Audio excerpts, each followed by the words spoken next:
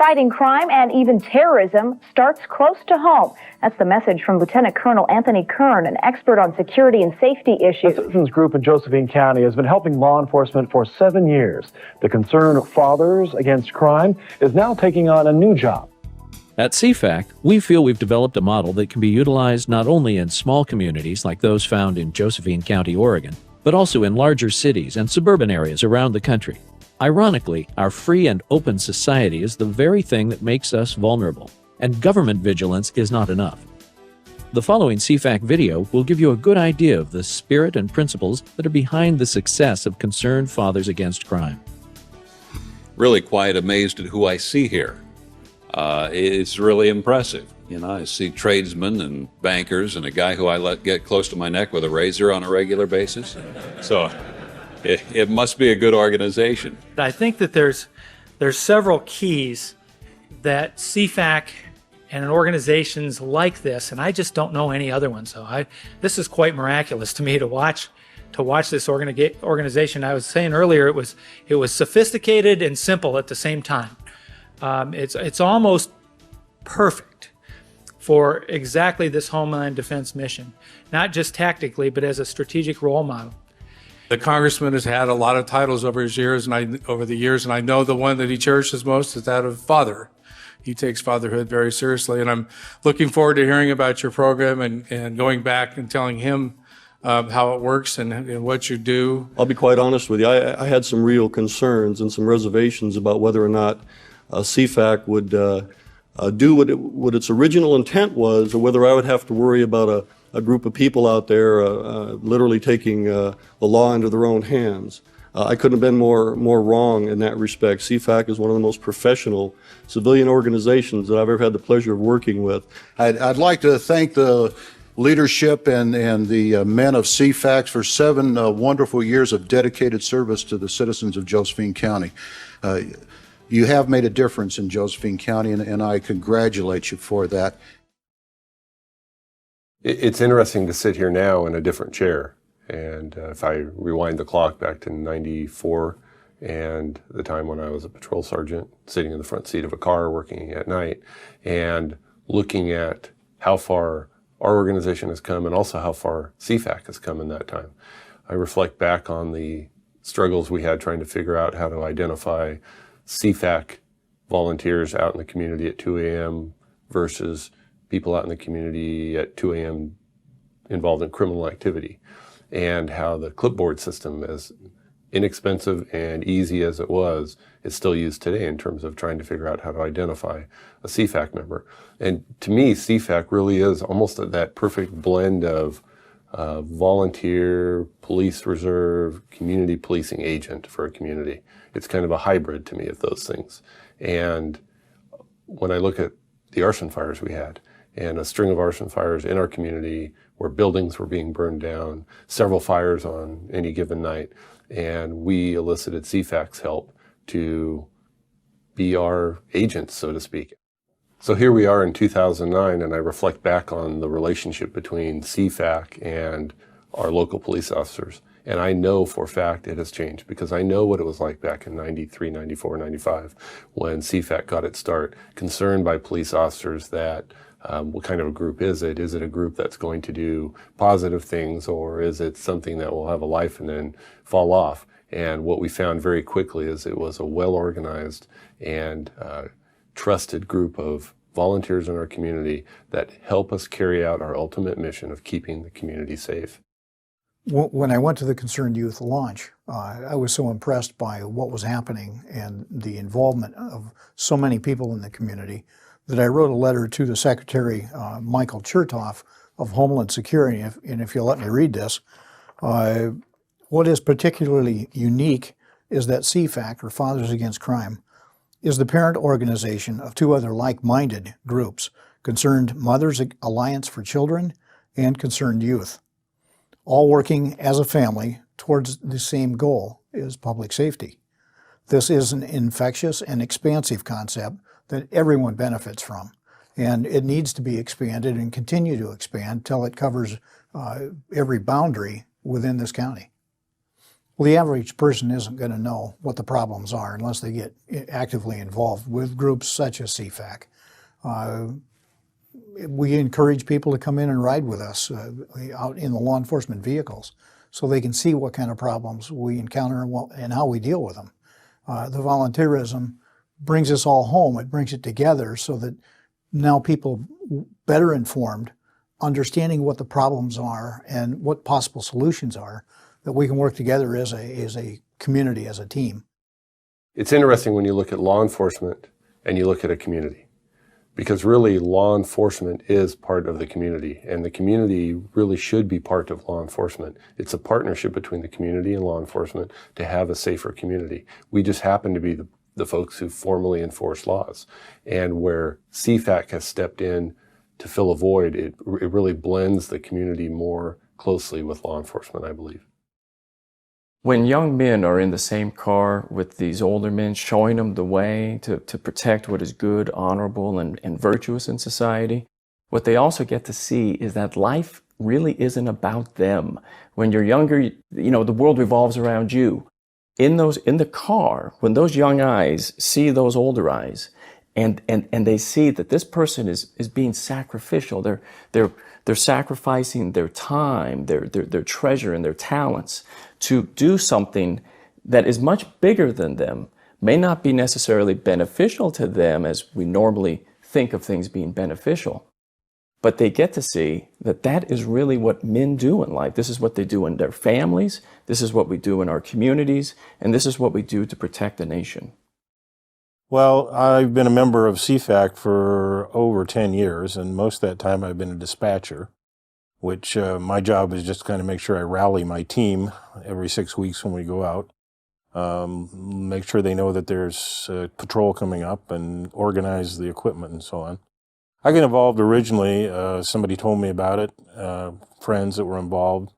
I thought it was a great idea, great concept, and my whole family has always been really involved in a lot of volunteer projects. My dad was actually a policeman in England before the Second World War, went into the Air Force, and then ended up in Canada. And one of my vividest memories is from when I was a kid, riding around in the family car, and somehow my dad managed to convince a drunk driver to follow him to the police station. I don't know what he told them they were going to do, go to a bar or something like that, but I still have that vivid memory. My dad was always getting involved in helping people. He'd bring people home for Thanksgiving that were homeless and so on. And my mother too, for that matter. So it's always been part of our kind of family ethic to get involved. My dad always said, if you're not helping out, you're part of the problem.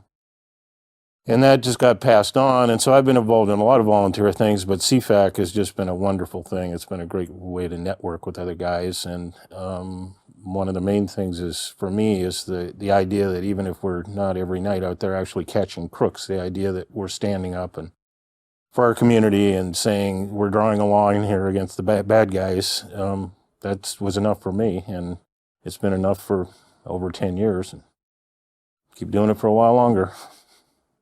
Well, one of the privileges that I get as being head dispatcher is I get to see almost all of the teams at one time or another. And it's really awesome to see how they interact. Some of the teams have chosen that they go out in pairs, and so they look forward to the time together when they can see their friends and be able to just spend an evening together. And besides that, they're out helping the town as well, keeping us safe.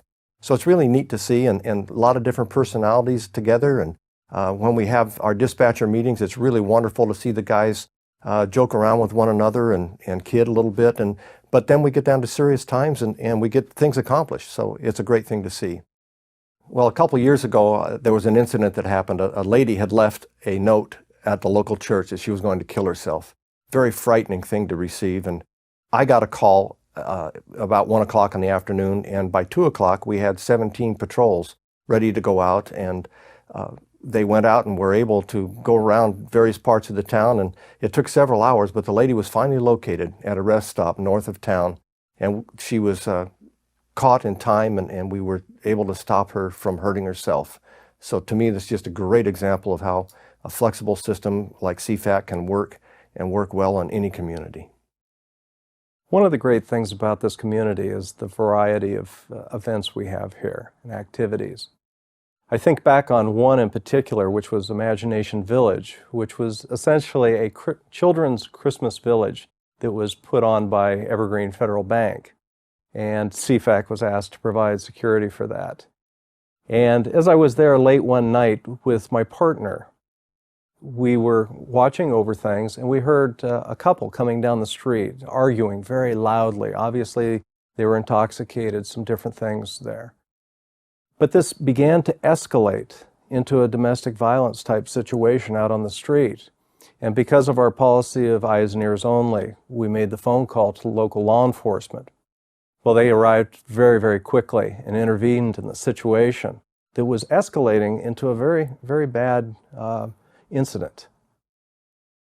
But this is really the essence about CFAC. It's not about us being directly involved. It's about us being preventative. And that night, we were able to prevent something that could have turned out very, very poorly. We receive from time to time requests from the law enforcement agencies asking us to help in some special way. And sometimes stakeouts where they just don't have the manpower to have someone watch where things are happening, vandalism happening to a particular business repeatedly, those kinds of things. And so they'll ask us to do that. One that stands out in my mind is we had a serial arsonist in our town. Somebody was lighting dumpsters on fire behind restaurants and shutting up against the building. In fact, burned one major restaurant down. And the police asked us to do some special patrols, to go up and down the alleys behind restaurants and to keep our eyes open. And one of the really powerful things about that is when we notify our membership that we're going to be doing that and ask them to do it on their patrols, they're also doing it 24/7 in their other lives when they're out doing just everyday things. I have a grandson, a 12-year-old grandson that gets to go with us on patrol sometimes. And he is so excited about that. He's constantly saying, Papa, when's our next patrol? When do we get to go again? And he's never seen anything exciting on patrol. We haven't had any arrests or anything when he has been with us. But he sees a different dimension to manhood and to fatherhood than he sees anywhere else in the community. He sees a group of guys getting together to go do something good just because it's the right thing to do. And he doesn't get a lot of exposure to that in his school or in the rest of the community. But with CFAC, he gets to see that, a group of guys that he can look up to and aspire to be more like. And it's a great blessing in his life, and I'm thankful that I'm able to share that with him. I think that the main thing about the guys on the team, or at least my team, is that part of it is definitely fellowship. It's a chance to hang out with some other guys that have got your values and that care about the community. And at least for my team, we don't see it as a chore. We see it as fun. It's not always convenient. You can't always make the patrol, but it's not a chore. It's a fun thing to do, and you feel good about it at the end of the night.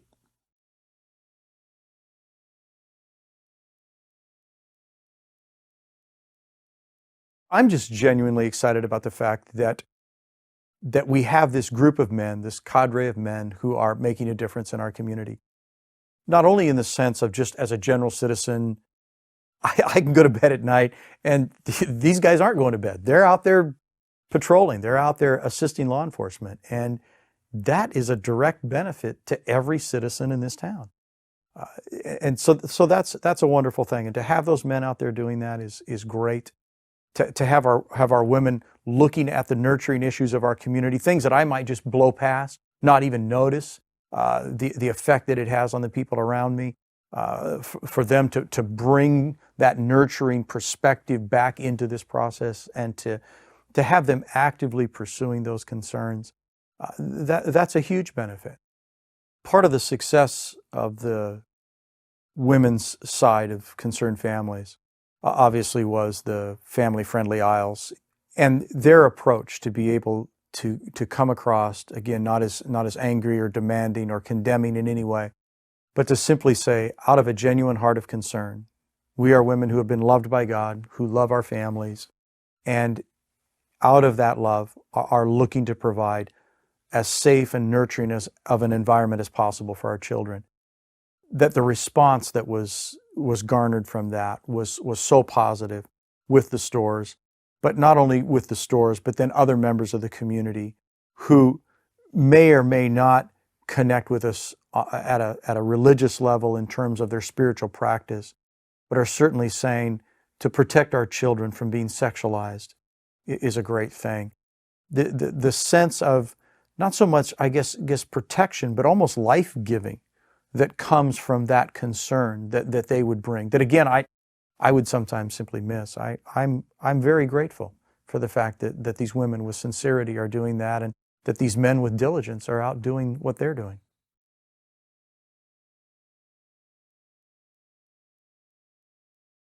The concerned mothers, I think what's really impressive is their effectiveness.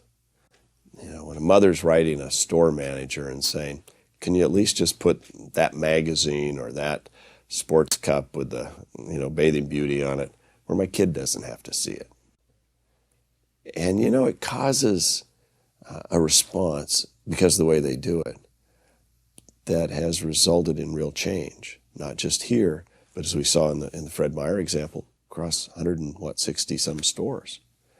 But it started here with a few mothers saying, you could do this a little differently, and it wouldn't be as offensive. And that's what I think is powerful. It doesn't sound like it was done in a threatening, we're going to picket and boycott sort of way.